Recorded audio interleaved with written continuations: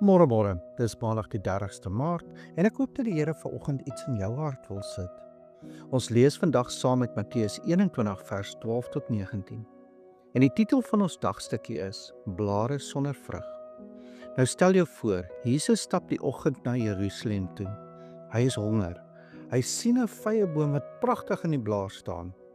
Nou elke boer weet, as daar blare is, moes daar reeds klein vygies gewees het.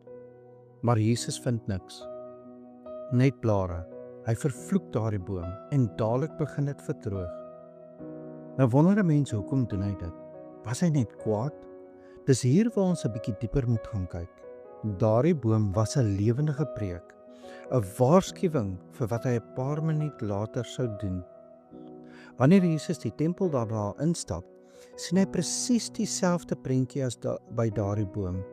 Daar is baie blare, baie bedrywigheid, baie geraas. En ja, baie godsdiens. Mense gebruik die hof van die heidene om geld te maak, in plaas daarvan om die nasies na God te lei. En toe Jesus vrug soek, toe hy gebed en opregtheid soek, toe vind hy niks.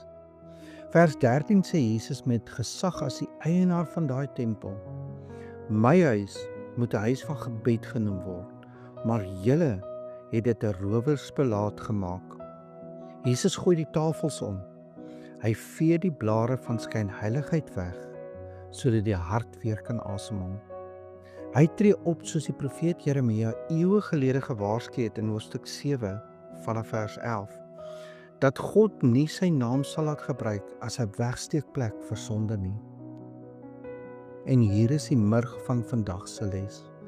Moenie dat jou geloof net bestaan uit die blare van mooi woorde en kerkbesoek nie. God word nie gevlous deur hoe groen jou blare is nie. Hy soek die vrug van 'n biddende hart. En onthou die evangelie in hierdie storie. Jesus het self die vloek van ons vrugteloosheid gedra. Galasiërs 3 vers 13 sê dat hy aan 'n hout opgehang is, sodat ons lewend kan word.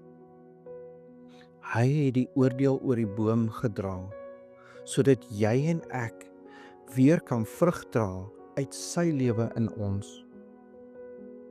Kom, laat ons saam bid.